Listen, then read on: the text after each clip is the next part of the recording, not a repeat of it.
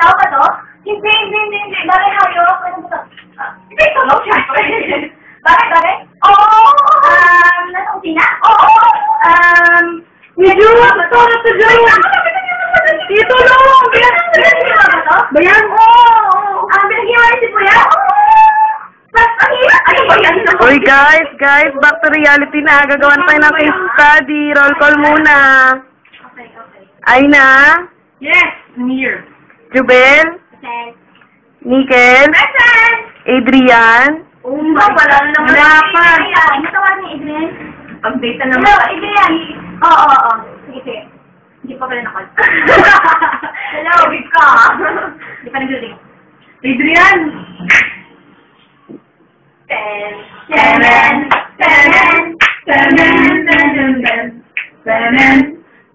It's not Adrian, it's Ian. O sige, ikaw yan.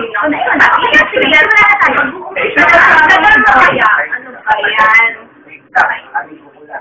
O, ikaw na. Ikaw na fresh. Sige, ano na tayo sa case study na natin? Ano nga pala yung natin topic? Management organization, dividing the labor. Okay. Ano po ang overview niya? Umpisa mo na. Yeah, Okay. In the overview of our topic, previous chapter had discussed how management tasks are accomplished by the system that plays different roles. The most common management model is the client-server model. Other includes the PMN reference and architecture discussed in Chapter 5. In Chapter 8 discusses how intermediaries such as Skylogs and NetFlow are introduced to perform auxiliary functions. And in Chapter 9 discusses how system arranged in a hierarchical manner collaborate to accomplish the management function. This division of labor is necessary because the client-server model does not scale well when systems grow in size and complexity. Okay. Under the service manager, there are 4 parts. Customer premise, provisioning, and access network manager, SIP, proxy manager, and voicemail manager. Under the customer premise provisioning, the physical plug connected to the outlet and to the access network. Access network manager is connected to the DSLAM element manager, also connected to access network. Under the SIP proxy manager is the IP or internet protocol and the internet. Under the voicemail manager is the voicemail server and the internet. This is an example of a distributed management system. Ito ang next discuss natin yung main topic. Adrian, ikaw yan. Okay. Main topics. Number 1. How management hierarchy helps scale management of the network. Number 2. Philosophies for the distribution of management tasks including A. Management by delegation, B. Management by objectives and policy-based management, and C. Management by exception. Number 3. Techniques for implementing different styles of management.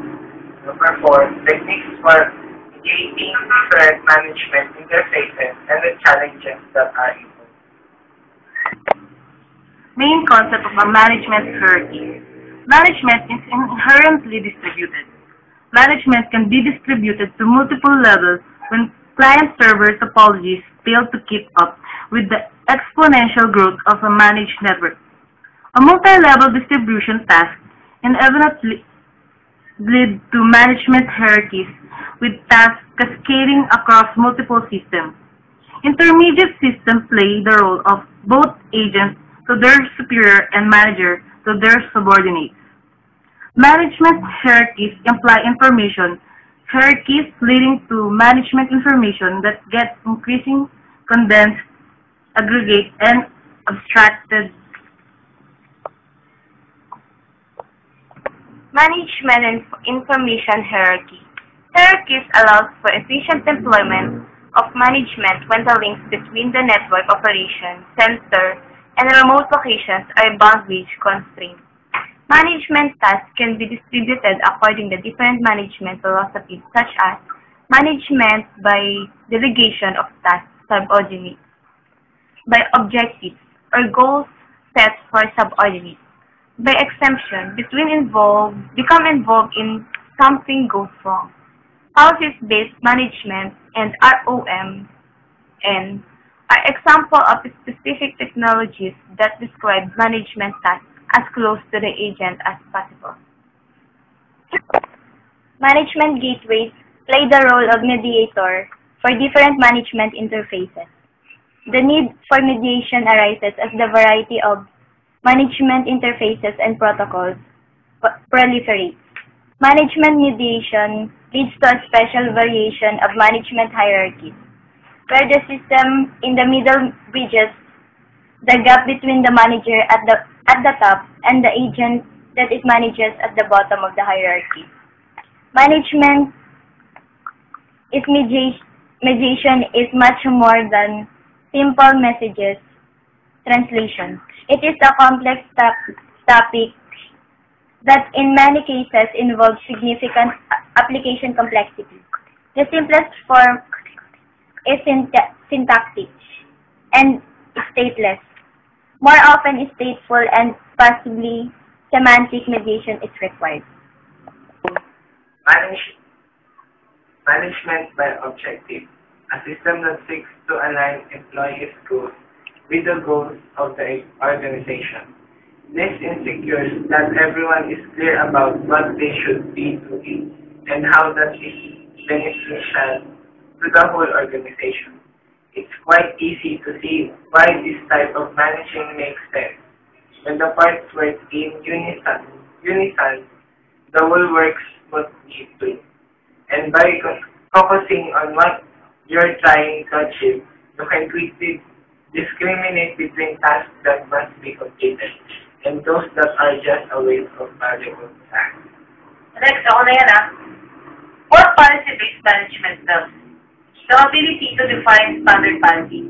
Next, the ability to selectively enforce policy.